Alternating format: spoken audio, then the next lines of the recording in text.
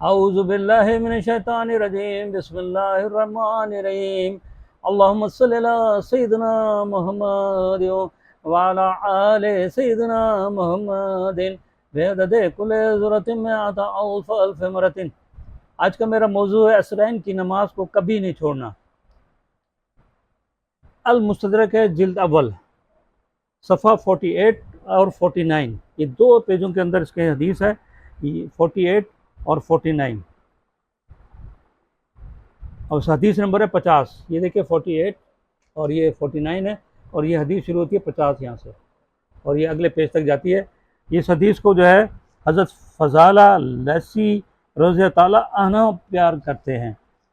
मैंने नबी करीम अकरम सल्लल्लाहु अलैहि वसल्लम की बारगाह में हाज़िर होकर इस्लामी तालीमात सीखने की ख्वाहिश का इजहार किया तो आप सल्लल्लाहु अलैहि वसल्लम ने नमाज़ पढ़ने रोज़ा रखने की तलकीन फरमाई और नमाज़ों के औकात भी बताए। मैंने अर्ज़ किया, हुज़ूर सल्लल्लाहु अलैहि वसल्लम, आप सल्लल्लाहु अलैहि वसल्लम ने नमाज़ों के लिए जो वक्त बताए हैं, मैं इन औकात में बहुत मसरूफ़ होता हूँ, इसलिए आप मुझको मुख्तसर और जामे सा हुक्म इरशाद फरमाए।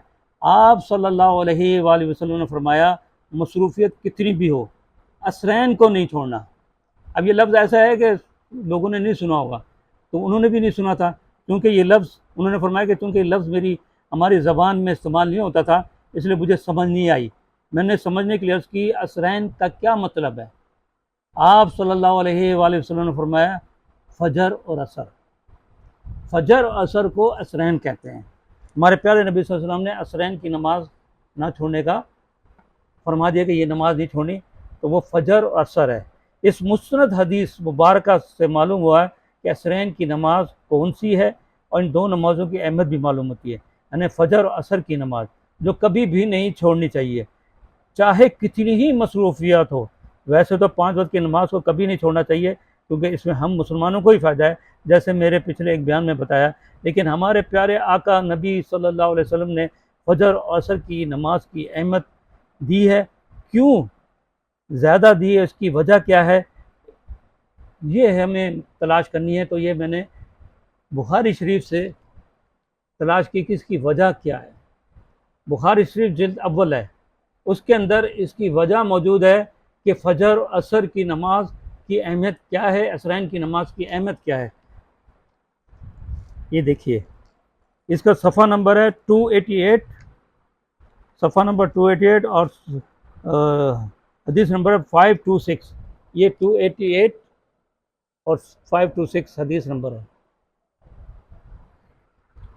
और ये जो है हज़रत अबू हुरैरा रज़ी अल्लाह से रिवायत है कि आन हज़रत सल्लल्लाहु अलैहि वसल्लम ने फरमाया, रात और दिन दोनों के फरिश्ते फ़जर और असर की नमाज में इकट्ठा हो जाते हैं।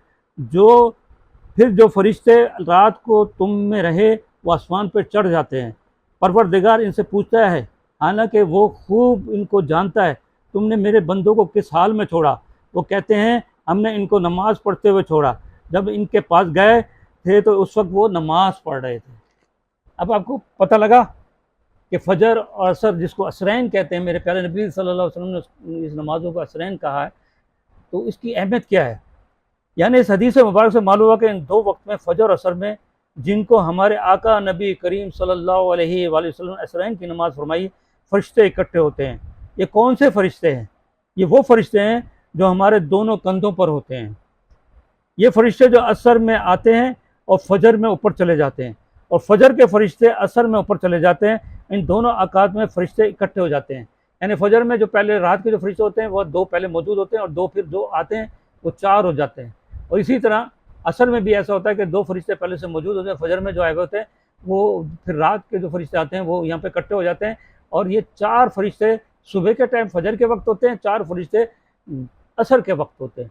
ये किसी और नमाज में नहीं होते इकट्ठे। इसलिए अल्लाह ताला इन दोनों वक्त में फ़रिश्तों से पूछता है, क्योंकि ये 2 फ़रिश्ते जो सारी रात और सारा दिन जो मौजूद होते हैं, ऊपर जब चढ़ते हैं तो अल्लाह ताला इनसे पूछता है, हत्ता कि अल्लाह ताला जानता है सब कुछ। तो पूछता है मगरिब, बाकी ज़ोहर मगरिब इशा के वक्त नहीं पूछता, क्योंकि इन औकात में फ़रिश्ते आसमान पे नहीं जाते। इसलिए हमें वैसे तो 5 वक्त का नमाज का एहतमाम ज़रूर करना चाहिए, और ज़रूर करना चाहिए, और ख़ास तौर पे जो है लेकिन कोशिश करने की चाहिए कि फजर और असर की नमाज यानी असरैन की नमाज को कभी ना छोड़नी चाहिए, ताकि हमारे कंधों पर बैठे फरिश्ते जब अल्लाह ताला की बारगाह में हाजिर हों तो हम सुरखुरू हो जाएं। लेकिन जब हम फजर में सो रहे होंगे तो अल्लाह ताला को जब फरिश्ते बताएंगे कि ये मेरे तेरा बंदा सो रहा था, असर में बताएंगे वो तो काम में नौकरी में लगा हुआ था, तो अल्लाह कितना नाराज़ होगा। इसलिए हम सबको 5 वक्त की नमाज बिलखुसूस असरैन की नमाज फजर यानी उस असर की नमाज का एहतमाम करना चाहिए, और हमें इसकी इसकी अहमियत को समझना चाहिए। और मैं आप सबसे कहता हूँ कि ये आप सबको शेयर करें और बताएं कि फजर और असर की नमाज किसी हाल में नहीं छोड़ना, क्योंकि अल्लाह ताला आसमान पे पूछता है कि मेरा बंदा क्या कर रहा है। अगर हम नमाज की हालत में होंगे तो अल्लाह ताला भी खुश होगा और अल्लाह ताला नाराज़ नहीं होगा, और इसमें भी जो है ना हमारे लिए आसानी होगी, कब्र में भी आसानी होगी और क़यामत के रोज़ भी आसानी होगी, और हमारे प्यारे नबी सल्लल्लाहु अलैहि वसल्लम की शफ़ाअत में भी आसानी होगी। अल्लाह ताला हमें उनके रास्ते पे चला जिन पे तेरा नाम हुआ, उनके रास्ते से बचा जिन पे तेरा गज़ब हुआ। अल्लाहुम्मा सल्लि अला सय्यिदिना मुहम्मदिन व अला आलि सय्यिदिना मुहम्मदिन बिअददि कुल्लि ज़ुर्रतिन में आता अल्फ़ अल्फ़ मरतिन।